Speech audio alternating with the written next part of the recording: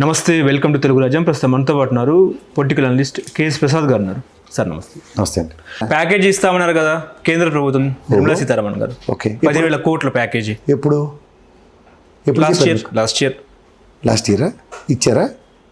ఇస్తామన్నారు. తాగునింతమా? ఏం పేపర్లు చదవరా సార్?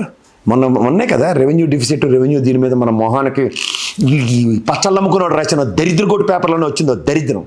ఏమని మన మొహానికి గ్రాంట్ రూపంలో రావాల్సిన దాంట్లో కూడా 30,000 కోట్ల పైచీలకి ప్రాథమిక అంచనా పెట్టుకుంటే మన మొహానికి 10% కూడా ఇవ్వలేదు. ఇది పెట్టుకున్నట వీళ్ళు కూటమిలో అట చిడతల అప్పారాల్లో కూర్చొని చిడతలు వాయించుకుంటూ కూర్చుంటే ఎన్నాళ్ళు వాయిస్తారు? వాయించండి. మీకు ఈ మేళాలు ఉన్నాయి కదా రెండు, ఇలా పెట్టి వారాంతపు గార్ధపు స్వరం ఒకటిను, ఎవడేమో ఇలా చిలక ఇలా పెట్టి చెప్పేస్తుంటాడు కదా.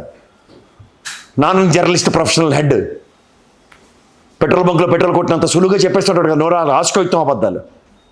కానివ్వండి, నీ మొహం నీ ఛానల్ అని కూర్చొని ఇద్దరు ముసలోళ్ళు మొహం ఇడిచిపోయారు నిన్న డిబేట్లో. మొహం ఇడిచి ఎక్కడ పోయారో చూసుకోమనండి ఒకసారి, మాట్లాడమనండి. ఇప్పుడు జగన్ చేసిన 135,000 కోట్ల అప్పులకు మేము ఇంకా వడ్డీయే కడతా ఉన్నామని చెప్పేసి సీఎం అంటున్నారుగా. మీరు ఆర్థిక శాస్త్ర నిపుణులు కదా సార్, ఆర్థిక శాస్త్రం చదివారు కదా ఎస్వి యూనివర్సిటీలో.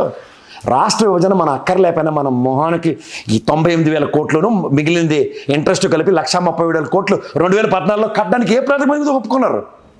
ఒక 5 ఏళ్ళ ఫంక్షనింగ్ ఆఫ్ గవర్నమెంట్లో మీరు 2,25,000 కోట్లు చేస్తే జగన్మోహన్ రెడ్డి వడ్డీ కట్ట నేను చెప్పాడా? ఏం మాడుతున్నారు? పెండింగ్ బిల్లులు 25,000 కోట్లు చెల్లించామని చెప్తున్నారు కదా సార్. మీరు పెండింగ్ నీరు చెట్టు వచ్చి రాగానే ఒప్పడమొప్పడిగా ఇచ్చేసుకున్నారు కదా మీ వాళ్ళందరికీ సంకలు కొట్టుకునే. పెండింగ్ బిల్లు ఎవరి కోసం ఎవరు దాన్ని చెప్తే పెండింగ్ బిల్లు క్లియర్ చేశారంటే దాని డెవలప్మెంట్ అని ఒప్పుకోవాలి. అది భయం. మీకు అర్థమవుతుందా? పెండింగ్ బిల్లు దేనికొంటాయి పెండింగ్ బిల్లు? పని జరిగితేనే. పని జరిగిన దానికి బిల్లు పే చేస్తే పని జరిగిందని ఒప్పుకోవాల్సి వస్తుంది. అవునా కదా? అది కూడా అసెంబ్లీ సాక్షిగా, అది కూడా కాగ్ రిపోర్ట్ బేసిక్గా. చేత వాళ్ళు చెప్తున్నవి దయించి ఆ దిక్కుమాల ఛానల్ చూసి ఆ పనికి మాలిన పకోడీలు కట్టుకునే పేపర్లు వింటే చదివితే బుర్ర మనం చిలక్కోయిన పెట్టుకున్న విశ్లేషణలను మీరేమో జర్నలిజం వెలుగుని పణంగా పెట్టి చేయవలసి వస్తుంది. అంతకని వెళ్ళి అంటే సీఎం అంటున్నారు. ఇప్పుడు రాష్ట్ర ముఖ్యమంత్రి సార్ ఆయనకి గతంలో చంద్రబాబు నాయుడు గారు మాట్లాడే మాటలకి ఈ రోజు ఆ తపేలా పేపర్ల ప్రభావంతో పురంధేశ్వరం గారు కూడా అధ్యక్ష హోదాలో చెప్పేసింది కదా 10 లక్షలని. నోరిప్పితే అబద్ధాలు చెప్పని జస్టిస్గా జాయిన్ చేసిన ఆయన కూడా అబద్ధాలు చెప్పాడు కదా 10 లక్షలని. కలమని చూసాం కదా ఇవన్నీ. ఇంకా ఏ ప్రాతిపదిక మీద నిజాలు చెప్తున్నాను? ఏ భ్రమలో ఉన్నారు మీరు?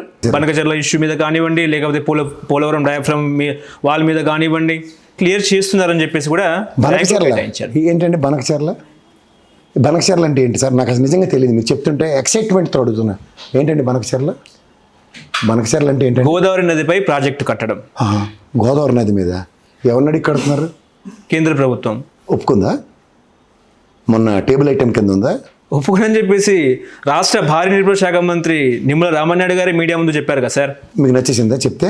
మరి మా ఇక్కడ తెలంగాణలో కూడా నీటిపారుదల శాఖ మంత్రి ఉన్నారు సార్, మా ఉత్తమ్ కుమార్ రెడ్డి గారు. ఆయన చెప్పారా? తెలంగాణ ముఖ్యమంత్రి గారు ఉన్నారు రేవంత్ రెడ్డి గారు, ఆయన చెప్పారా? వీళ్ళిద్దరికీ ధీటుగా గౌరవ ముఖ్యమంత్రి గారు చంద్రబాబు గారు ఏమైనా చెప్పారా? కేంద్ర జలవనరుల శాఖ మంత్రి ఏమైనా చెప్పాడా? విన్నారు ఎప్పుడైనా? కేంద్ర జలవనరుల శాఖ మంత్రి ఆయన ఇలాగా బనకచర్లు కట్టేస్తుంటే పరవశించిపోయి మేము ఇచ్చేస్తున్నామని ఏమైనా చెప్పాడా?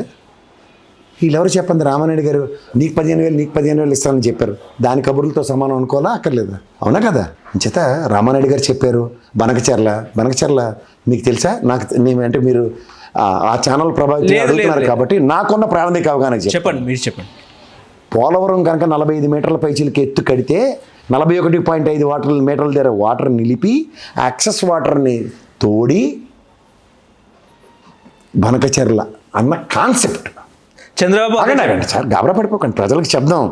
ఆ ఛానల్లో భజన కొట్టడానికి నేను ఇక్కడ నన్ను పిలకండి, నేను రాను కూడా. మీకు మళ్ళీ చెప్తున్నాను, లేదు గొర్రెల్ని చేసి మోసం చేయడానికి ఎవడన్నా ఉంటే మీరు మోసపోండి. మీరు ఎప్పుడైతే ఎక్సెస్ వాటర్ తరలించడానికి ఒక ప్రణాళికే లేకుండా ఇక్కడ పైపొచ్చి పోలవరం డ్యామ్ని 41.5కి జలవనరుల శాఖ దగ్గర ఈ లుప్పుకొని వచ్చేస్తే that is nothing but check dam అన్నప్పుడు ఏ వాటర్ని ఎక్కడికి తరలిస్తారు? పోయొచ్చు.